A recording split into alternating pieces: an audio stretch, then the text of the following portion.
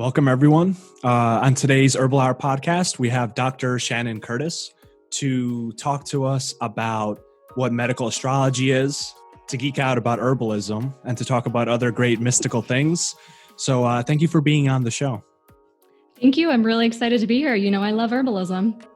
Yes, me too. I remember when I was, we were doing that hydrotherapy shift, and you kind of had us passing around that bottle of herbal tincture and like trying to like feel how the herb made you feel. I think that those kind of activities are particularly useful for understanding how herbs really work through a more like intuitive, energetic sense. And I hope that's something we'll get to geek out about today.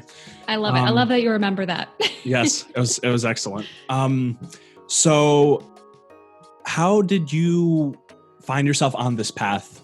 And for our listeners, can you tell us a little bit about yourself and what your passions are, what you do, etc.? Absolutely. So I'm a naturopathic doctor. I've been in practice for a couple years now, and I found myself on the path of naturopathic medicine after my, going through my own healing journey. So I suffered from chronic conditions and anxiety, depression. After not, being able to figure out what was going on, I took medications for a really long time, and I was just like, something isn't working. Something doesn't feel right. There has to be a different option. And so when I was living in Flagstaff at the time, this was probably about 12 years ago now, I was introduced to herbalism through my friends. And I started realizing that I could really feel better with herbs, that I could treat my symptoms in a whole different way that pharmaceuticals just weren't able to touch upon. And so when I got into that, I started realizing this different way, I really have to explore what this means. And the more I started discovering it, the more I started to feel like natural medicine had all these tools for me. And I got introduced to naturopathic medicine. And, as I worked with herbalism, as I worked with the tools of naturopathic medicine in working with a naturopathic doctor, I started to wean myself off of pharmaceuticals, started to feel a whole lot better, and was like, I really need to study this. I had been on the, conventional medical path for some time, and I switched over to naturopathic medicine and started studying that. And I'd always been interested in herbalism. I always really felt drawn to the plants and, working out in a garden. And so, that path of herbalism for me started, a long time ago, but it has really evolved. Like at first, I was kind of grouped into that camp of like, this herb is good for this symptom. Like I can use this herb to treat this condition. But then I got a lot more nuanced than that. I started realizing that in traditional Western herbalism, there's a host of, various philosophies, but it all comes down to this universal principle of, energetics, right? And energetics might seem like an esoteric term, but it really isn't. It's referring to physiological principles as well as psychological principles. And so as I got into, energetic herbalism and really working with the plants on a more intuitive level, that opened up the doors to astrological herbalism. And so it's just kind of been this rabbit hole of like, where are my interests leading? But overall, herbalism has been a tenet of my practice and my path as a naturopathic doctor. Mm-hmm. Do you believe that you can connect with the spirit of a plant? I know there's many shamanic traditions where they have you do an activity like you meditate on a plant or with a plant, and they even have these sacred songs that apparently the plant communicates to you in some way, and then you sing it and bring out kind of its power. Do you believe in that? And have you had any kind of strange experiences with that? I always love to talk about that aspect of the herbs as well. Definitely. Have you ever heard of the School of Forest Medicine or Scott Close? He's an herbalist in Portland, Oregon. So he is actually how I first got introduced to this. I started taking some of his classes when I was, in my first years as a student at naturopathic school. And he was big into promoting, plant spirit medicine and plants as teachers and plants as allies. And I had never heard those terms before. Of course, plants are living beings, but, I connected with them more on the fact that they're medicine and they are doing these things in our body and affecting our energetics. Sure, but spirits, what was that? And as I started working with him and, we would go to these plant spirit meditations and connecting with the plant, I realized that there's so much more to the plant than, its chemical constituents, that it really is a whole being. And you don't necessarily have to even, take the herb internally or, in high doses even to like experience a physiological or psychological effect. You can, meditate on the visualization of the plant. You can sit with the plant, cultivate the plant, sing to the plant, like you said, and be able to have these experiences, these visualizations or feelings, visceral feelings of what the plant is able to do for you. I can think of one example off the top of my head. So during one of these plant spirit meditations, we were working with the plant hawthorn. And so we were looking at pictures of the plant, looking at the berries, seeing the plant. We took a drop dose of the tincture, we sang to the plant, and then we went into a meditation. And the goal was just to like connect with the spirit of the plant, to see how it felt in our bodies. And as I was sitting there, just cross-legged pose, my hands were on my knees, I could feel this tingling sensation in my heart and my chest, as well as in my hands, like down through my arms. And all of a sudden, I just felt like my heart chakra open up like a big beam in the front and the back. And I realized that, the back part felt very tense. Like I could give love, but it was hard for me to receive it almost. I got that kind of thought in my head. And as I made that realization, that my hands started to lift up off of my legs, almost like I was embracing whoever, something. But I just felt like, oh my gosh, like this hawthorn, this remedy is really for, tapping into that love, being able to embrace whatever is, and then also receiving love. So not only giving, but receiving love and allowing yourself to really sit with that self-love and self-compassion. And so I call it my hog remedy after that experience. But I mean, what we know from hawthorn is so true. Like it really does work on the heart on a physiological level, but, on an energetic, more, psychospiritual level, talking about the heart and what that means and embrace and compassion and love, hawthorn really does affect that as well. So I believe that the plants, when we commune with them, in this way, when we sit with them and work with them, we're tapping into the part of their living being that wants to work with us. Like they're medicine for us, not because they're a tool, something that we get to have as a resource and use and master and make ours. It's more like they get to evolve with us. Like if they get used by us, if we work with them, they benefit too. And so they have a reason for being here and doing what they do as well. Right, because it's like a symbiotic relationship, right? So the more helpful yeah. they are to humanity, the more that we grow them in our gardens and plant them. So kind of everybody wins from that. And I like the point you made about the kind of psycho-spiritual aspects of the plants, because obviously hawthorn, as you said, is very heart supporting. But like this, what is the psycho-spiritual heart? And how does that play into how actual disease manifestations in the heart can happen? For example, people who have like anxiety, they can feel it in different places, right? They can feel it in different places in their body. Some people get like their digestion gets all messed up. Some people, they feel like the anxiety is like a tight chest or in their heart. Some people feel like their throat close. And these other manifestations of psychological nature in our physical body. And I always think of some of these plants as dealing with whatever that is, which is hard to pin down, but that kind of interface. What are some other plants that you find to be very beneficial from a psychospiritual standpoint that may even be different than what people typically use them for? Like, yeah, no, that's a really good point. All right, so going back to that previous comment that you made about anxiety, that's a really good example. That's something that I like to bring up quite a bit, because anxiety is a common feeling that we all get, triggered by different emotions, and we all feel it differently. Anger, depression, all of these different emotions, sadness, we might feel differently, but anxiety is a specific thing that we can feel in different parts of our body. So like you said, I love to ask people, like, do you feel it as just like your brain buzzing? Do you feel it as like constriction in your throat, in your chest? Do you feel like your stomach, like you've got butterflies or cramps?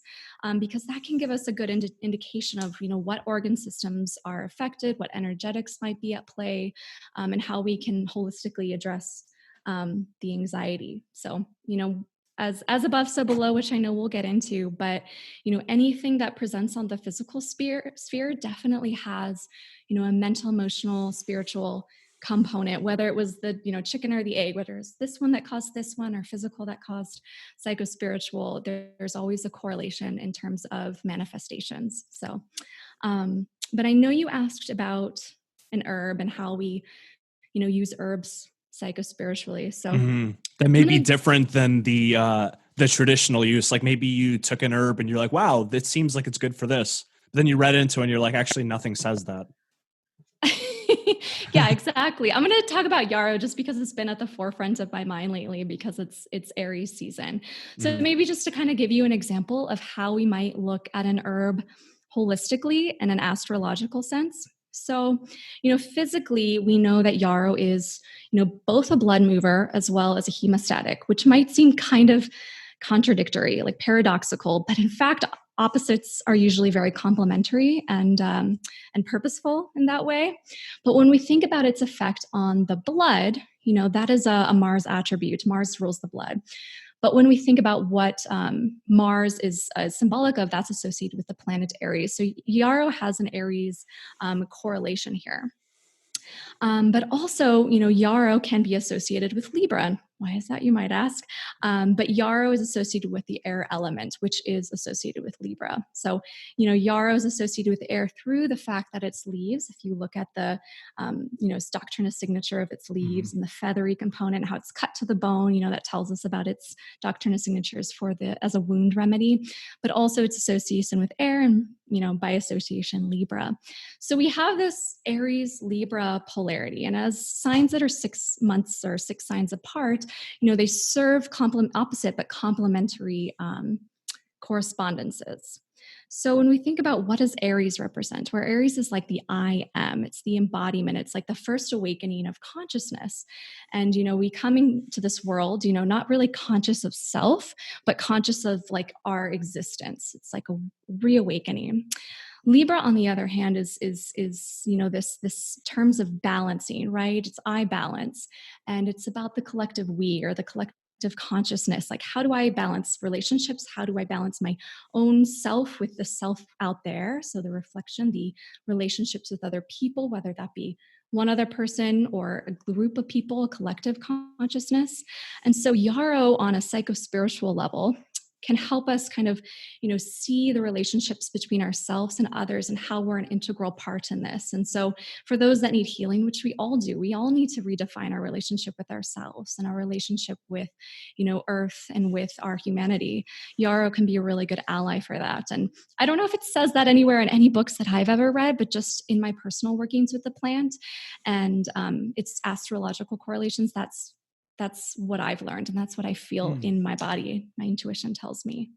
Yeah, that's particularly interesting. The kind of individual relationships that we can build with plants just through continual use. You may have heard of the idea in South American shamanism of the dieta, which is like a certain kind of like fasting purification that shamans will do. And sometimes as part of those, they'll take just that herb. So they'll fast maybe for a week, and then every day they'll just take that herb. I always find that's a really fascinating way to learn how a plant herb like really works from like the psychospiritual side too, because you have time to notice like, oh, every time I take hawthorn, like my heart kind of just like expands and I can like actually feel what that feels like. Or every time I take chamomile, my mind calms down, or, my nerves get soothed, and different ideas like this. And that's why it's so important to work with herbs one-on-one. We talk about formulas all the time for patients, putting together all these complex formulas and this does this, and we need to make something individualized for somebody. But there's power in simples. There's power in just working with one plant at a time and, really getting to know it. And they say like you have a better toolbox as a herbal practitioner if you know 10, 20 herbs really, really well and how to interact with them, on a versatile level versus like knowing thousands of herbs and being kind of like, this one kind of does this and this one does this, but really getting to know each plant individually, how it affects you, how that might be different for other people with different temperaments and constitutions. But I totally agree. I think working with herbs, for an extended period of time to really understand it on your own deep personal level is highly important as an herbalist. Yeah, and in the traditional Western tradition, the energetics of the plant obviously help a lot in picking which one, because there's like 20 herbs that are good for sleep, right? But like, which Mm-hmm. one should you take if you're just going to take one? And I think that's where like the further more pattern-based sciences come in, like the astrological associations and the elements like hot, cold, Mm-hmm. wet, dry of traditional Western herbalism. I think that helps like elaborate on that. Whereas like scientific research might only show that, yeah, this herb is useful for depression, but yeah, so are like these 10 other herbs. Which one do you actually take? Do you just take every herb then? Um, Mm-hmm. I think that's the interesting thing about cultivating this relationship over time, because I think some of the benefits from herbs I've noticed, at least in my experience, they're cumulative. Mm-hmm. Like you don't really notice it working within even like a day. You might have some effect, but you notice like overall changes in like a week or two, and you look back and you're like, hey, like I've been sleeping really good lately. Like, what's that about? Oh yeah, I started taking this herb like a week ago. I totally forgot about it. It just became like a habit. So Yeah.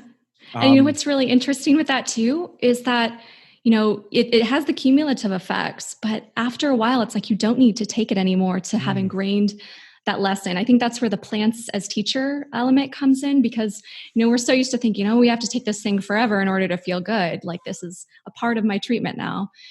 But with plants as teachers, they teach your body a lesson, they teach your spirit a lesson. And mm, so, after learning that lesson, after you take chamomile for a while and you learn, like, oh, like I can release the tension in my belly. I don't have to squeeze all my food and get cramps every time I eat. And I don't have to, suffer with insomnia. Chamomile can help teach you how to work with those things and teach you those lessons. And then after a while, it's like, you don't need chamomile anymore. Maybe a reminder every now and then, but your body's got it. It knows what to do. absolutely. So let's shift gears and talk about some stars. All right. Okay. So medical astrology is a very fascinating take on how an understanding of astrology can be applied actually to our healing. So I Mhm. wanted to ask you, how can an understanding of astrology apply to our healing from your view? Yeah, absolutely. So, have you ever looked at your natal chart? I one of my astrologer friends actually showed me, but it just completely went over my head. There were so many Okay. different lines, and he was trying to explain it. I'm like, just write it out for me, man. Whatever it means. Oh, I know. I know. It goes over my head too. That's why I'm like a naturopathic doctor. I'm an herbalist, but I'm like totally a beginner when it comes to astrology and highly recommend this book, Evolutionary Herbalism by Sage Popham, as well Mm, as Judith Hill's books on astrology to get a mm, better understanding.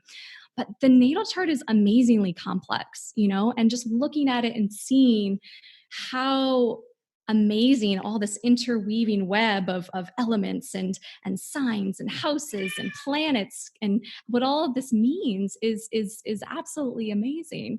And there's so much that it can tell us. And I was, absolutely blown away the first time that I got my natal chart read. And I was just like, I thought it was all about our sun sign. You read astrological horoscopes and you hear like, oh, a Sagittarius means you're this, and this is what your life's going to be like, and it predicts the future. And that's not, that's the very superficial tip of astrology and kind of what it's morphed into be in our modern day.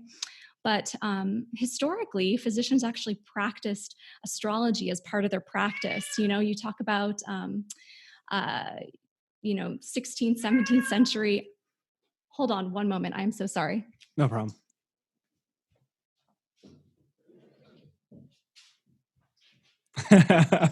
My cat had to be let into the room. So Was that he was was just, that a cat? I thought that was like a that little was a, child. nope, that was a cat. That was my little cat. He was like, he needed to be in that room and he was just going to keep going if he wasn't let in. So sorry for the distraction, but that's what you're hearing. But going back to your chart, all right. So, you can really get an understanding of someone's constitution and temperament based on, the different energies of the chart. And by energies, I'm referring to, all the different planets. So there's 7 inner planets, and we include the sun and moon in that because, historically speaking, that's what they've been looking at, as well as the 3 outer planets. and then looking at the signs, so the 12 zodiac signs, and where they all are in conjunction. So at the time of your birth, what was going on? What planetary energies were most at play? So we all have things that stand out for us in our charts that give us more of our constitution, our temperament, contribute to the overall state of our being. But it's a really nice way to be able to look at the underlying influences underneath who we are as a being. And, part of astrological herbalism and medical astrology is aligning who we are with our energetic forces to the greater cosmos. So the as within, as without, as above, so below. So aligning our energies with that above. And we're able to see a lot from the chart. We're able to see, where there might be, say, constriction or tightness or, expansion, or what organ systems might primarily be affected. As someone who's a Sagittarius, that rules like the hips and thighs, the ruling planet Jupiter rules the liver. I totally see in my own being, issues with my hips and my thighs and my liver. And that's played out for me. And, based on where different planetary aspects are, whether they're, positive or negative, they can affect the body systems in different ways. So that's kind of a overall look at how astrology might play out, how you might use someone's birth chart, their natal chart, to get a glimpse of, how their medical history might unfold. And it just serves to kind of give you an idea of what their imbalances, what imbalances they might be prone to. So it's not saying like you're definitely going to get hepatitis in your life. It's just saying that your liver is your weaker organ, that you might serve to strengthen it or support it throughout your life, and watch, what energies, what daily influences might negatively affect your liver. So that's kind of the gist of it. So somebody's like birth sign actually indicates what kind of health issues they have in terms of the astrological effect. Is it the actual planets that are affecting this, or is it, what do you think it is? So it's a different it's a variation of things. So the planets are kind of like the what, like what's going on in your chart, whether it's your chart at birth or your chart now, like today's date. The signs are the how, like how is this manifesting in your life? Like what energies might be at play? And, sometimes like Jupiter and Sagittarius, they have very complementary energies. That might be a good thing. Sometimes you might find that a house or a sign and a planet within your chart are serving are malaligned and are not giving you good energies. Like say Saturn in Sagittarius isn't the best thing, like something that's very constrictive and cold and tense, might not be the best energy for something that really wants to be a seeker and travel and explore and expand. So it's not saying that, like I said, it's not saying that you're going to get this disease or, this is like what you're prone to. It's saying this is your overall energetic architecture. This is the area of your body, the area of your life that might, become imbalanced or weakened. So how does this link with the astrological associations that come with plants, like from the English herbalist Culpeper? Like if you have this or that, planet and your sign misaligned, is there, you take like a certain kind of herb for it? Is that how they kind of intersect? Kind of, yeah. So we're looking at something called sympathy and antipathy. So sometimes we might need something that is sympathetic to a sign or sympathetic to a planetary energy, depending on how it's manifesting in our body and in our life. And sometimes we might need something that's opposite or antipathetic. And it just depends on the situation. That's why, Western energetic herbalism that focuses a lot on antipathy can be really useful, and homeopathy, which focuses a lot on sympathy, can be useful. So that's just where the nuances, come in.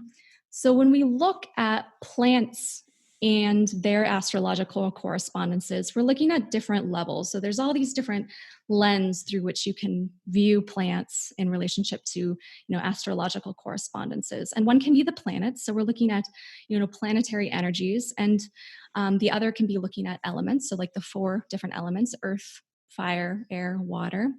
And then we can also look at signs. So the 12 zodiac signs and how those energies might be playing out. So, for example, if we're looking at plants, we're looking at, let's say we're looking at plants in terms of their tissue states. So remember like the 6 tissue states of Mm-hmm. Matthew Wood likes to talk a lot Mm-hmm. about those. Mm-hmm. They're, a huge underlying foundation of our traditional Western herbalism. We can also look at those in terms of elements too. And the elements play a role in the astrological chart. Earth, there's 3 earth signs: air, fire, water. There's 3 corresponding astrological signs for each element. And each element has a corresponding tissue state. So earth tends to be cold, depression, the cold depression tissue state. Fire tends to be the opposite, or heat, excitation, irritation. Air tends to be dry atrophy or tension, whereas water tends to consist of the damp state. So damp relaxation, damp stagnation. Mm-hmm. And so when you're looking at plants, you're looking at what those treat, and those kind of give you an idea of the elemental correspondences, which can help you kind of attune to what astrological correspondences they might be useful for. Yeah, I find it interesting that, a couple hundred years ago, that astrology was actually like a required component to become a physician, that it was considered to be, this is just the truth, this is just science. And Paracelsus, one of my favorite physicians to read about his works, especially in terms of alchemy and astrology, he says that one of the main pillars that medicine rests on is astrology and an understanding of the stars, because that's kind of how you understand the cosmos. I have my my theories on this, but I wanted to see what you think is the reason that astrology fell out of modern medicine, and why this more pattern-based looking is now, people look on it with skepticism and etc. Yeah, I can't wait to hear your thoughts, because I definitely think they're probably aligned. Well, let's talk about Culpeper for a little bit. So Culpeper was kind of like a man of the people, he was an herbalist of the people. He was a physician that utilized astrological herbalism. And the books that he wrote them in plain English, not Latin, like in the day, the doctors, the physicians, even like the priests and other, people of higher authority wrote everything in Latin, because that was like the elite language. Mm-hmm. He wanted to give the medicine back to the people, empower them to, actually go out, collect herbs, use them themselves. So he wrote books in English. He talked about common herbs that you could find in your backyard, rather than talking about these crazy concoctions and potions that the alchemists and apothecary, people created. With all sorts of metals and salts in them and everything.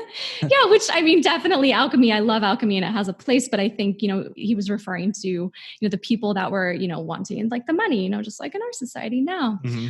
But he really wanted to empower the people. And it was kind of a radical idea back then to be a physician that actually, wasn't concerned about status and money and all of that. So, I think, when he was using astrological herbalism, the doctors of the time that were using such practices like bloodletting and the like, looked at what he did as kind of, that's common folk. That's not, medicine. That's not scientific. And so that kind of went by the wayside as it was attributed to common people, And so I think that's partly what happened. And, as we go through the centuries, because that was way back in the 1600s sometime, we see that medicine continued to evolve in a similar fashion. There's people that are practicing, traditional medicine all over the world, people that are trying to incorporate, energetic uses of herbs and other medicines into their life. And yet the overwhelming paradigm is still, the sense of an elite, medicine that, the pill knows best, pharmaceuticals know best, like this is how we work on the body, and more of this reductionist lens rather than looking at it from a holistic lens, which all types of traditional medicine philosophies try to look at this through a holistic lens. Ayurveda, traditional Chinese and classical Chinese medicine, Western herbalism, astrology and alchemy, anthroposophy. There's plenty more out there. Shamanism, Native American medicine, attempt to look at all of this, life, nature, our way of interacting in the world through a holistic lens. And as we'll get into, I'm sure, parts are definitely part of the whole. Science today is definitely part of the whole, but it's just a part.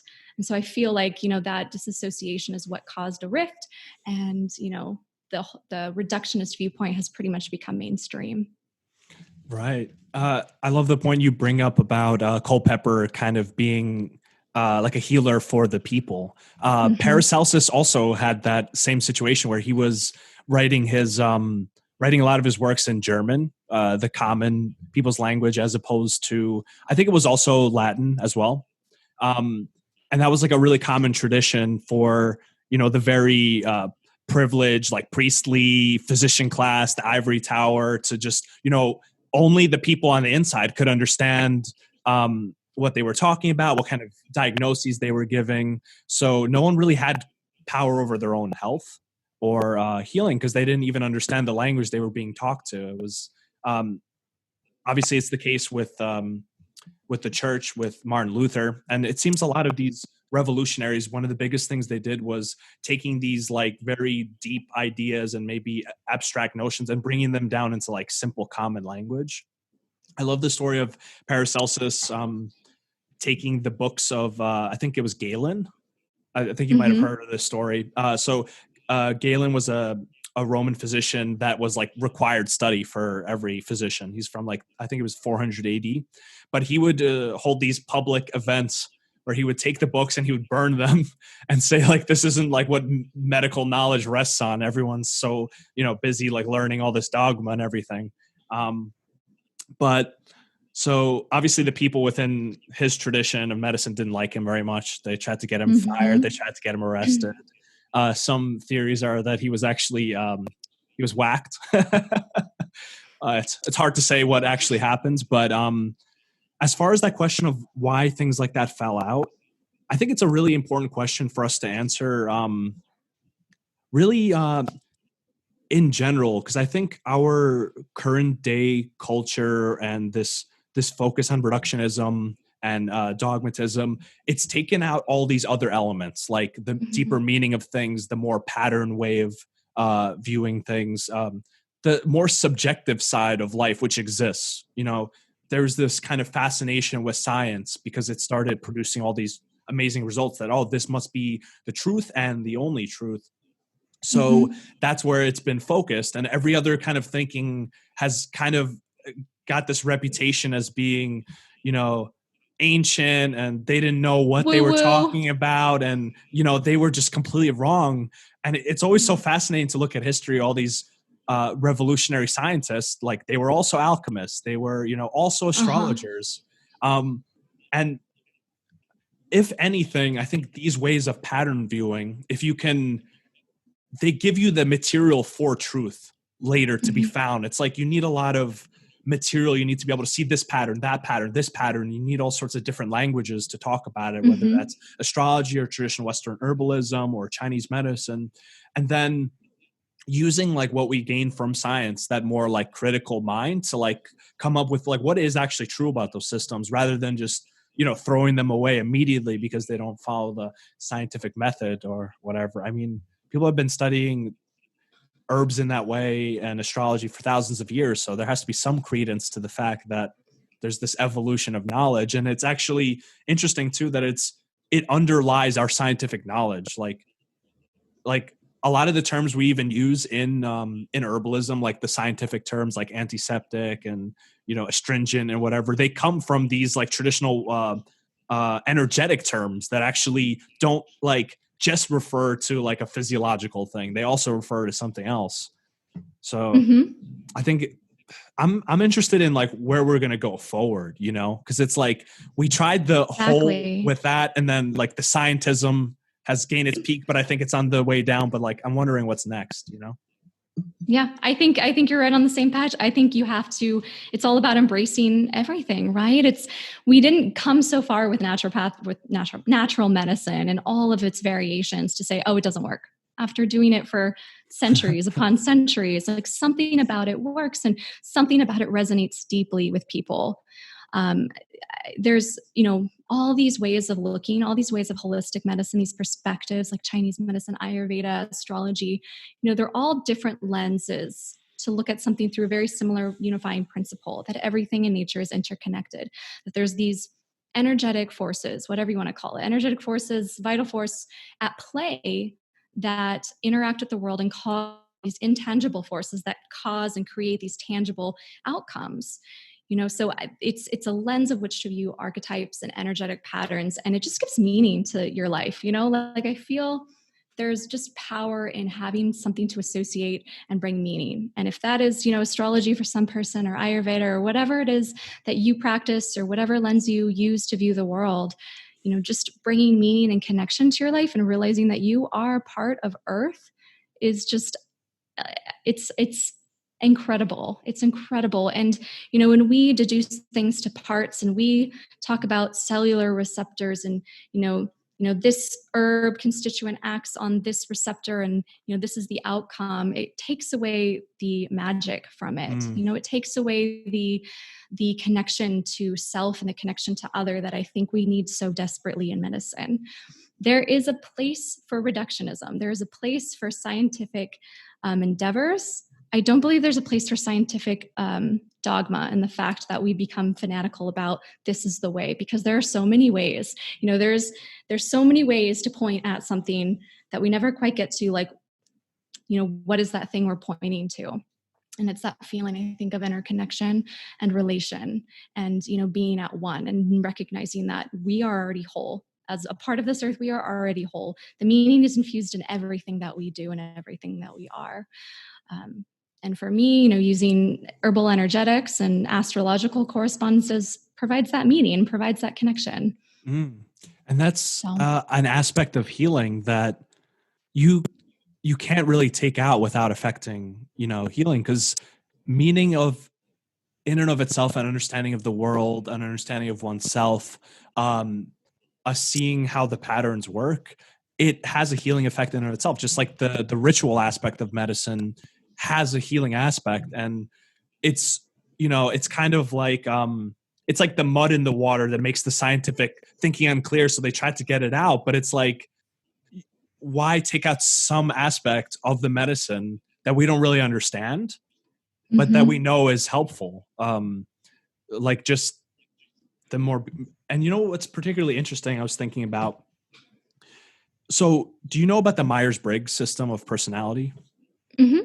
Okay, so one of Carl Jung's big points, and it might explain why there's such a dogged kind of argumentative attitude between people who are more like pattern seeing and people who are more like scientific, like sensing types, is that like the fullest expression of those theories are actually that person's personality. So like a person will actually see the world as they're basically wired to. So like somebody who's like a very like sensation type sees the world in terms of like concrete objects, like this is that, like, the Newtonian way, like if you can't feel it, it's not there, etc. And they're right for themselves and every other sensation type. But then you get the more like intuitional types, like the I in the INFP, for example. Not the I, the N rather. That's like the more intuitional aspect, which is it's defined as perceiving reality through the unconscious and through patterns. So like that's like how somebody such as myself and assuming yourself would see reality, and both points are equally true. They're almost like there's this one reality and there's like a person standing here, another person standing here, and this is the way they view it and this is the way they view it, and they're kind of seeing a different aspect of it. But it's pointing to the same thing. Yeah. And they're arguing like, oh, but it's all science, or, oh no, it's all, it's all patterns, like science is BS. And they're both wrong and right, which is kind of like a way to look at it, that it makes me like interested in learning both sides of it, like learning about like the mechanistic, like research stuff, which is really cool because it's like pretty concrete. Like they don't find much, but when they find something, it's like, it's got good weight behind it. And then the other like pattern seeking side, which is really just such a fruitful place for discovery, because it's almost like it lets your mind be free enough to see patterns that are unexpected and kind of come to new truths from those patterns that you wouldn't see if you just, follow this very linear way of thinking. So I think both are necessary in a lot of ways. And that's what's cool about these like astrology or Western herbalism, is that they made like a science out of this pattern seeking. They tried to put it together in a way that's kind of codifiable, that you can understand, that you can follow, etc. I think it's so true. I mean, we can look at a plant and we can understand energetically like what it's doing based on like its, chemical constituents too. Like, think red clover has coumarins, right? Blood thinning. We know that it does that at a cellular level, but, thinking about red clover, when we take it as a blood mover, as like a decongestant of the lymph, like that starts to make sense when you realize what it does physiologically, and what it does biochemically. Mm-hmm. So I just, it all goes in the same basket, where we have, the things that we learn from, rejectionist biochemical studies, but it can be applied in a much broader sense. And it can be applied in a holistic sense too. It's just about using it correctly and knowing that it is a reduced perspective in that regard.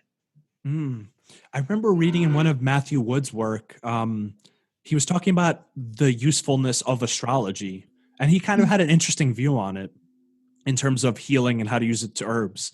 He said that it's such a powerful language to learn, that it's almost like you learn all that you can about it, and then you take that language and then you start finding, the truth in how herbs work and how health works, that we don't really have many other pattern-based languages. Like other aspects of medicine, like all the Latin kind of underpinnings, they're all based on, anatomy and physiology and things you can see. But like, how do you talk about processes that you can't see, that you can't really like pin down to even a particular thing? They're more like a pattern that happens. Like for example, like a heat condition. Like you can't really say what a heat condition is. But when you say it makes sense. It's intuitive, right? Right. Exactly. And it has like these a constellation of symptoms that are typical, but you can't really blame it on one organ, and you can't say it's like one kind of cell that does it. So but you can change and influence that with like an herb that, you give maybe like a cooling herb, and you give it for that heat condition where somebody's feeling, maybe their face is red, they're like sweaty, they have a fever, and you give them this cool herb that seems to completely influence that pattern. And now that person feels a lot better. But you can't really say like, you're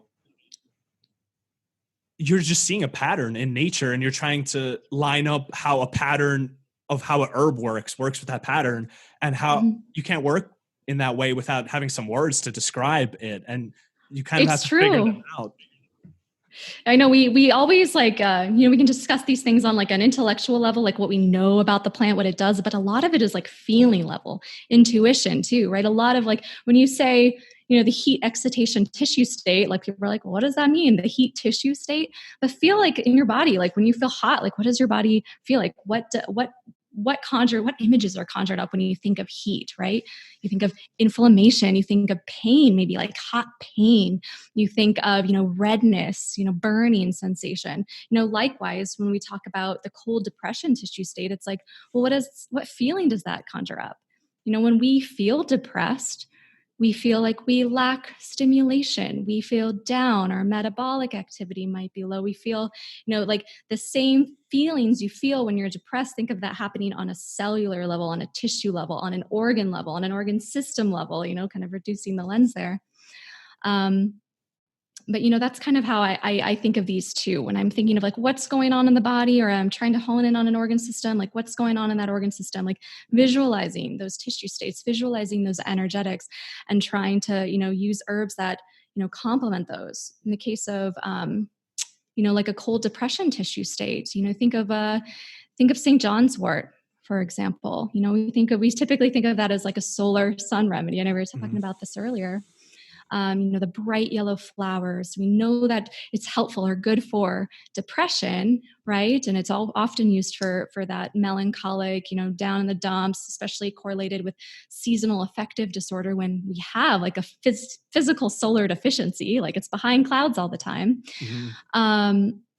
But, part of St. John's wort, what it's doing too, is it's like moving stagnation within the body, moving that, cold, depressed, like stimulating tissues again, primarily the liver, moving things through, moving toxins through that can make us feel burdened, and bringing light again into our internal organs, and thus to our mood and our overall affect. So, when you think about kind of what it does on all of those levels, it makes sense. Like it's just a a metaphor, a symbolic way, a language to really understand these plants on a deeper level. Mm-hmm. I think the key point here is that even what we think of as like scientific truth is just like a map that we overlay on reality. Like it's not reality itself. As we see, because the further we look kind of into processes, the more complex they get.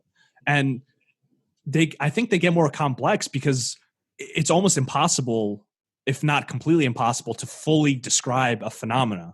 So we have these kind of shorthand ways of describing them that are useful, like hot or cold condition state, or that person has a fever. But like when you say things like this, there's so much that goes into it that's unseen. I think it's interesting too that Chinese medicine, in a lot of ways, the way that they'll prescribe herbs is based on like constellation of symptoms. Like they won't even really care about calling it anything necessarily. Sometimes they'll just, this person has like a runny nose and they have a stomach ache and they have like their foot hurts. So like this is this condition and like this herb does that condition. And like they don't even need to explain the underlying like physiology or the pathology or whatever, but they just know They've created that a picture. yeah, exactly. So like they know when they see that thing, this herb seems to counter that, whatever that is, who knows? That's like more like empirical kind of way. It's of kind of like homeopathy medicine. too. When we see a constellation of symptoms, we're like, and you can apply it to herbalism too. Matthew Wood does an incredible job of laying out like pictures for herbs, right? Mm. I mean, when I think of like, I'll talk about yarrow, for example. When I think about yarrow, I think of, while it is a warming and cooling remedy, at the same time, there's still a lot of heat in the system. So people that might be like red in the face. So like high blood pressure, red in the face, there's like heat that's rising. It's not contained. Maybe they even have like a tongue that's like bright red. And he likes to say feathery, just like the leaves and everything. So even there's like a yarrow picture, and we can use it for other things. I'm sure in Chinese medicine, they are able to use these formulas for, things outside of like their typical constellation of symptoms. But for each remedy, there's, a picture. There's this, very extended metaphor of what the plant is, quote unquote, good for. Yeah. And I think a lot of these traditional uses of herbs are not understood. And just because there isn't research behind them doesn't mean they don't have the effects that people witnessed, for thousands of years. So I think if anything, at the very least, these kind of folk understandings of herbs and energetics are an incredible source to pull like research and further development from, because there's just so much, thousands, maybe tens of thousands of years of experience of like, I don't know how this herb works, but whenever I feel like a cough kind of thing, it just helps. I don't know how, but it just does. Yeah. And, And later the research will find that, it's because it's a mucolytic or whatever. Absolutely. And I think that's where, applying scientific methods in a holistic sense comes into play, because, the way we currently apply scientific studies is very much in a reductionist way of like, this herb is good for this, so we're going to give it to everybody with this condition and see what happens. Well, I can guarantee you that like, a portion of those people will benefit because it's indicated for their condition, in case of maybe yarrow or for hypertension, or hawthorn for hypertension. But when you think of like yarrow and hawthorn, they're two very different herbs, and any of those, hypertension herbs, like they all are kind of addressing a different root cause. And by that, I mean also like a different constellation of symptoms and energetics, and constitutional differences. And so in those studies, they're not accounting for the fact that those people might not be responding because it doesn't match their constitution. It doesn't match their energetics, their astrological correspondences even. So, I think that's the next level. That's like the evolution of the scientific method, is when we're able to really incorporate a holistic lens and a holistic way of conducting these trials and these studies. I think we'll find a lot more benefit from natural medicines in terms of like the scientific literature when we finally get around to doing that. Right. And, that's the thing. There's absolutely nothing wrong with the scientific method and trials, but they're only as good as the assumptions that go into them, as you're pointing out. If you assume already that, this or that is the criteria for whether or not an herb works, you're damned right from the beginning. For the example you were given, I'll give a similar one, is like, if you have 10 people who you're doing a research study on that have diabetes, right? And you give them this one Mm-hmm. herb and, it only works for one person. And you say, okay, this is not significant enough to say this herb works. But as you're pointing out, one person has diabetes because they have a strong genetic, like familial component. Another person has diabetes because of their diet. Another person has diabetes because of their stress levels. Another person has it because they're so sedentary, et cetera, et cetera. So they all have different Mm-hmm. underlying causes. And maybe, patient A with diabetes has these symptoms. Patient B with diabetes has these symptoms. So like what we're even calling diabetes is only like a small portion of what's actually completely happening. Like you can say like this or that organ malfunction can lead to diabetes. So, different herbs work for different of those things. So if you try to prove like, okay, this one herb for diabetes, you're kind of damned for the start because you're trying to apply, a preconceived notion of what disease is and trying to line it up with one herb, which can we ever expect any one drug or any one herb to treat everybody's cause of that disease picture that has so many different causes? I mean, that's why it's so hard to find anything true with Yeah.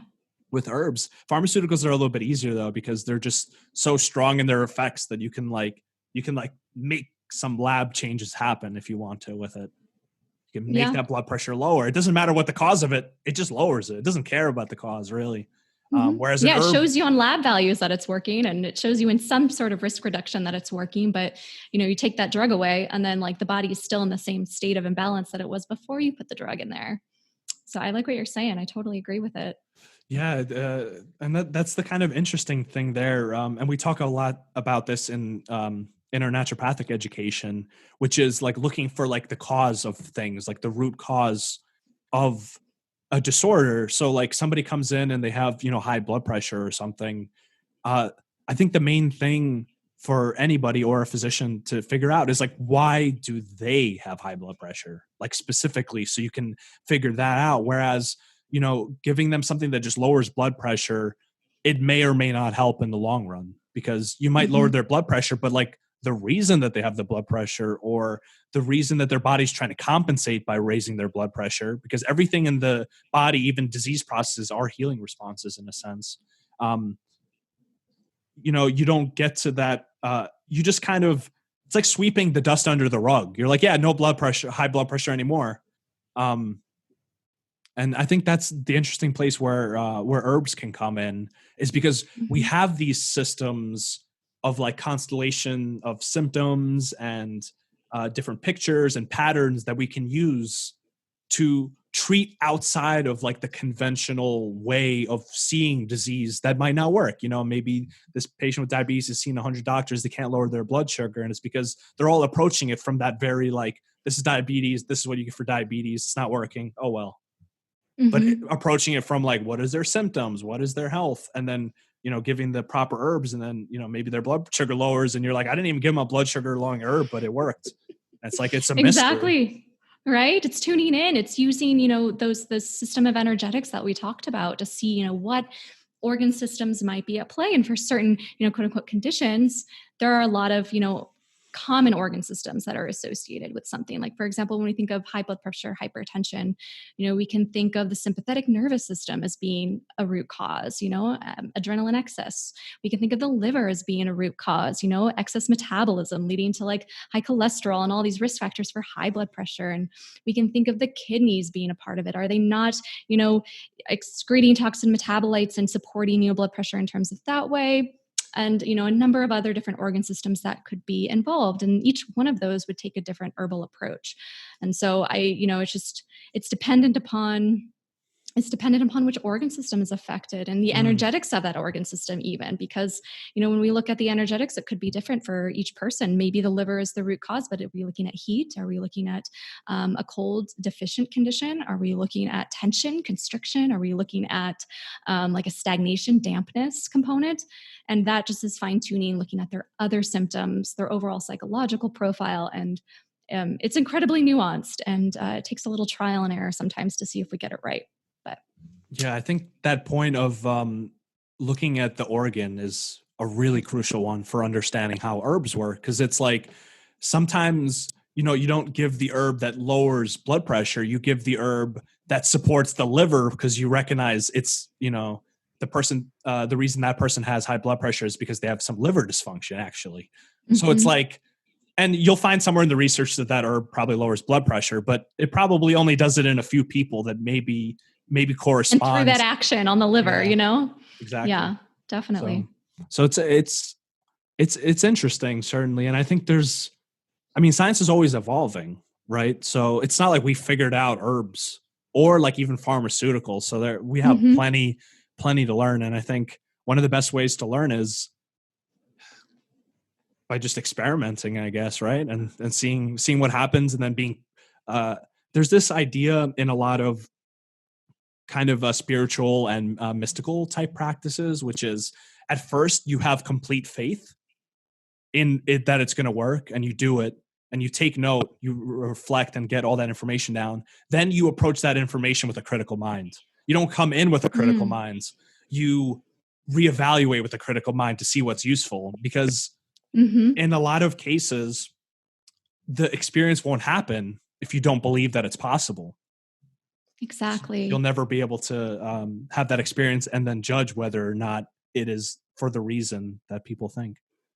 And that's where I think the common phrase of like doing comes out of being. We're human beings before we're human doers. We sit with our conscious awareness, with our, intuition, with our spirit, our pure spirit, before we delve into like the mind element and focus on thinking and critically and deducing. Because, when the mind gets into things, it naturally goes into reductionism. It naturally picks things apart and, focuses on, is this good or is this bad? Does this work? Does this not work? But if we can sit with a plant, if we can sit with a patient that we're working with, and really come at it from this beginner's mind, this open awareness of just being with it and feeling what comes up. How do we feel in our body around this person, or how do we feel in our body when we take this herb? What does it feel like it's doing to us? Like, just a completely open mind. And then from there we can apply the mind and apply the thought process and really critically think about it after that. But I agree. We need to just have this open awareness when it comes to our experiments with plants and even our interactions with our patients. Mm. So, what are your favorite centering activities? Like, what does your ideal spiritual practice look like? I'm always interested in hearing what people do to kind of cultivate that.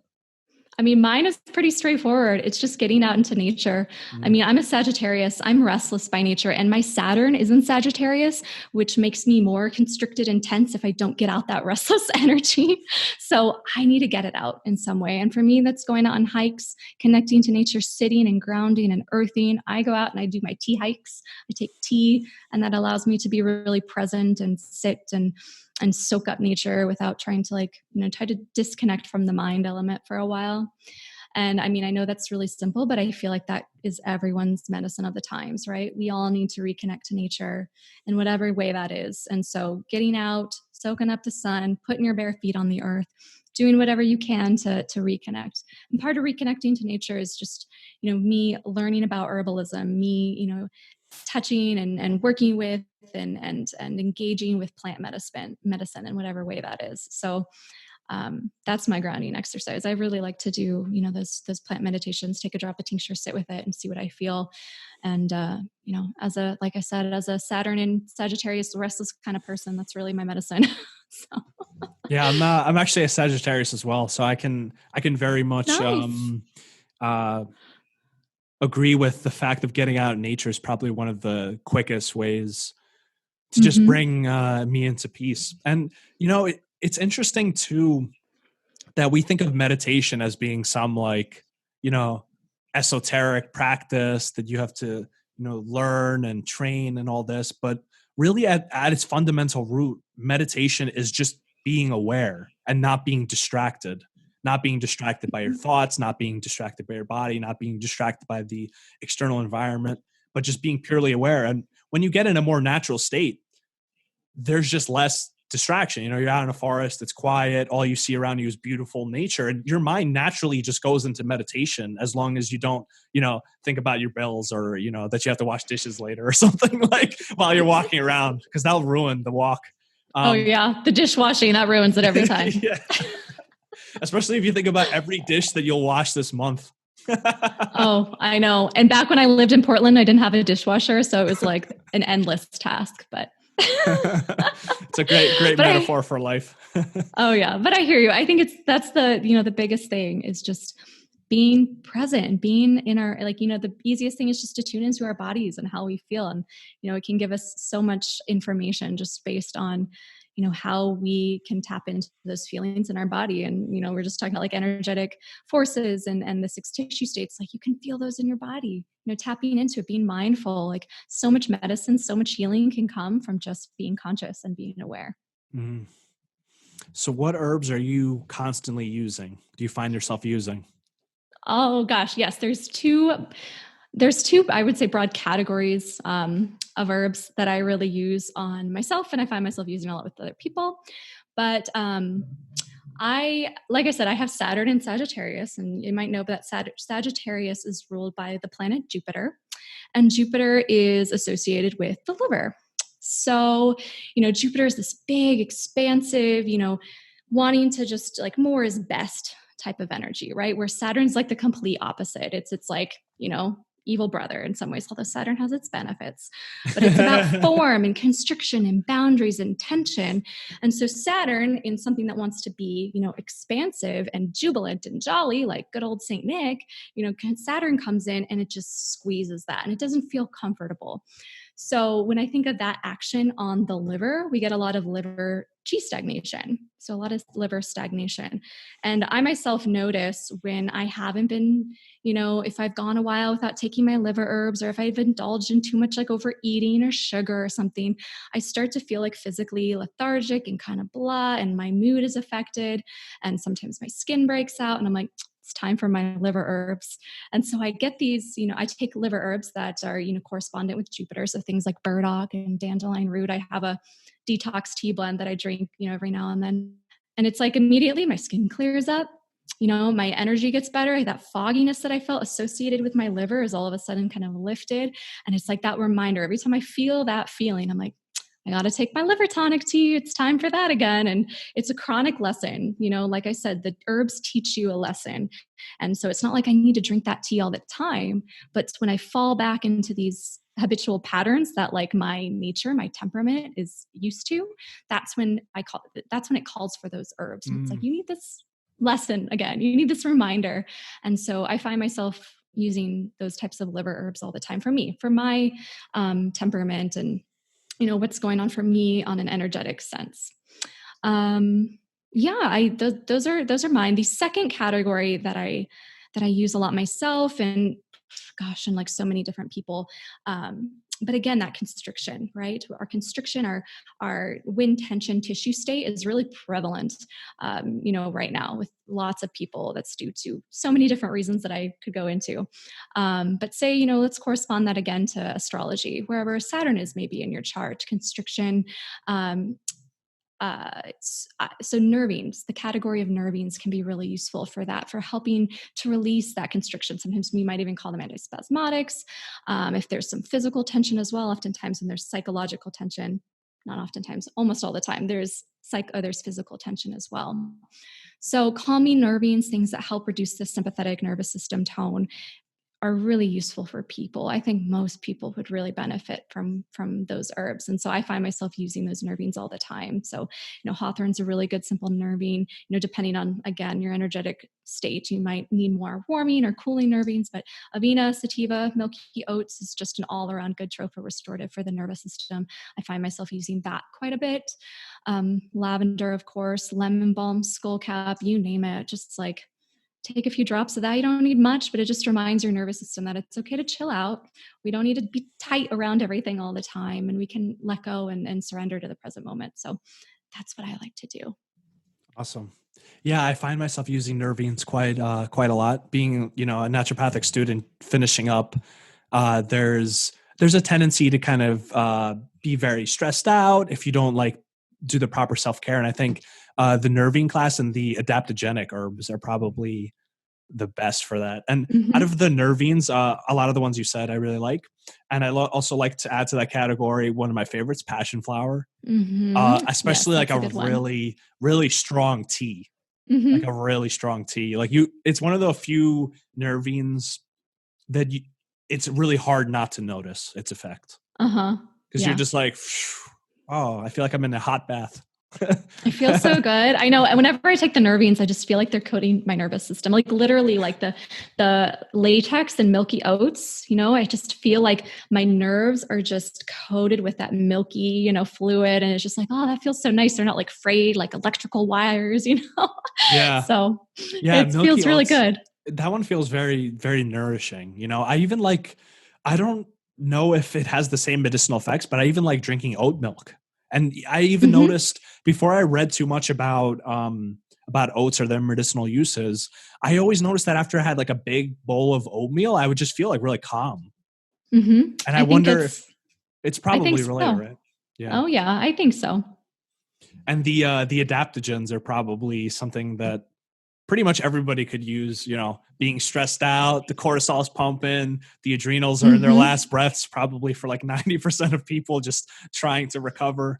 Oh um, yeah, absolutely. Especially in this day and age, our society, our adrenals system is corresponded with Mars, and we have a lot of Mars yang mm, energy in our society. This constant like go go go, like got to be extroverted, got to do, got to create, versus like the opposite Venus, like that receptive, passive, more yin, embodied energy. And you have too much of one, right? You have an imbalance of the other. Those adaptogens are wonderful for balancing out that excess Mars energy. And when it burns yeah. out, it burns out. That's true. You only Well, have so much heat for a while. that's the kind of interesting thing is like if we fall under the illusion that we think that we don't need to rest, like we're just going to rest under a different name, and that's going to be called exhaustion and physical inability to do Mm-hmm. anything. And that's not the kind of rest that you want to get. It's better when you No. consciously rest and Yep, relax and you that's can true. enjoy it. So yeah, some of my favorites there are ashwagandha is a really Mm-hmm. popular one. That one I really like because out of the other adaptogens, it's the one that feels like really calming out of all of them. And I know that's because it has more of sedating properties. But Mm-hmm. remember, I would take like maybe like 5 grams of the powder in the morning, and I would actually get kind of sleepy from it. And I'm like, okay, so this is Mm. very like sedating. That reminds me, I Yeah, got to it's take more of pictures a of like a that. sedating adaptogen, so calming. It has more of those like moon-like energetics qualities. So for those that can't sleep, they maybe have like a more moon deficiency, can't get to sleep. Mm, Ashwagandha can be really useful. I like putting in a little bit of milk, or like oat milk might be really nice because it's yeah, calming with a little bit yeah. of honey.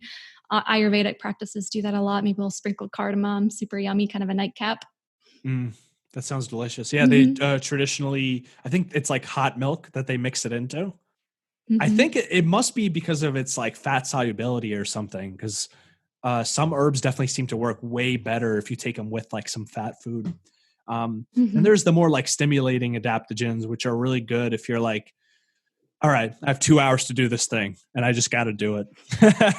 Or I'm going to go for a run or something. And that's like Uh-huh. rhodiola, ginseng. They're more like energizing, like more like encouraging to the adrenals, like, come on, guys, we can do it. We can still Yeah, do it. there's the burnout, right? When you don't have enough of that Mars energy because you just expended it all. That is when those adaptogens come into play, those stimulating ones, and Yeah. can be really rebuilding and just get you through things. So to wind this down, what are some of like interesting stories you have around either like an astrological chart being very on point in your life or someone else's, or an experience with like a herb that's like miraculous, just personal stories where you're like, wow, okay. Yeah. So I can tell you one story that I actually didn't really relate it to astrology at first. I more was just using energetics and kind of organ system pattern differentiation to come up with a pattern for this person. But I had a patient who was in her mid 30s, and she had really severe Raynaud's phenomenon. So her fingers and her toes would get really, really white and sometimes even blue, purple, and very cold. Very deficient. And so at first, I was thinking, okay, like how can I best treat this? I was like, let's do circulatory stimulants. Like, let's get the blood to where it needs to go. And so I tried things like ginger and cayenne and just like, promoting circulation to the extremities.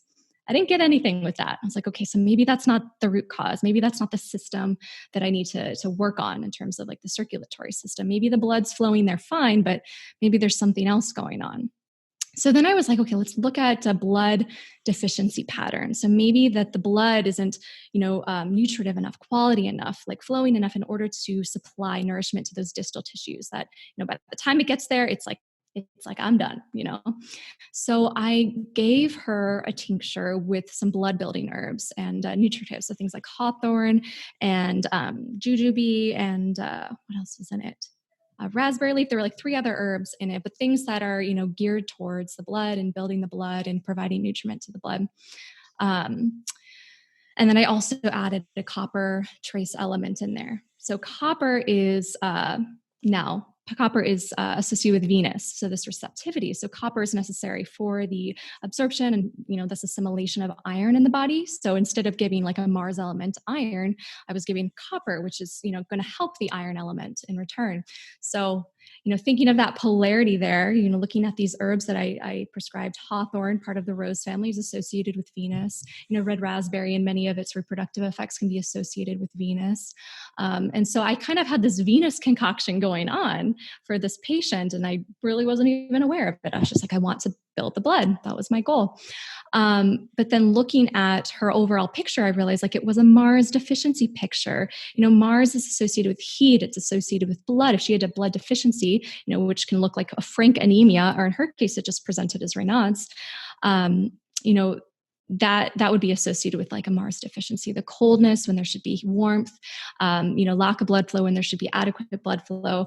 So instead of giving like Mars herbs, like warming, hot, heat, cayenne, those type of herbs, which didn't seem to work, I needed to focus on the opposite. So this is where the sympathy and antipathy, opposing elements come into play.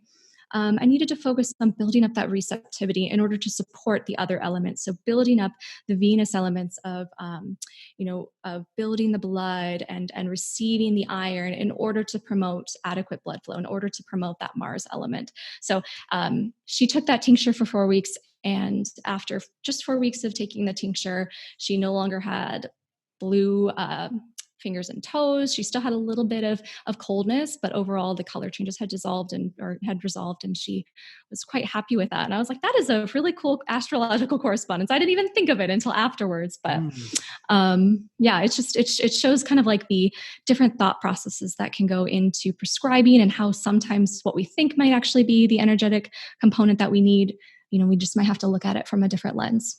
And that's really the interesting there too, because if you understand the language, you can find some kind of correlation like that you can use again that you might have not seen, because you're like this, that, and then something else happens that's unexpected. And you're like, oh, an elaboration on theory. So that's really cool. Thank you for sharing. And for our listeners, where can they read your awesome blog? So I have Sure. Yes. So I'm associated with Whole Systems Healthcare Boulder Clinic. So we just opened in Boulder, doing telehealth now due to the current situation. But that website is boulder.wshcare, wholesystemshealthcare.org. So you can find me there. I'm also, I have my blog, Wild Roots Alchemy. So you can go to wildrootsalchemy.com and read my musings about holistic plant medicine, astrological herbalism, holistic women's health, and all sorts of things about nature-based medicine. So see me there. See me on Instagram. I'd love to hear from you. All right. That's Dr. Shannon Curtis. Thank you so much for being on the show, and check out her awesome blog. Thanks, Bogdan. Love speaking to you.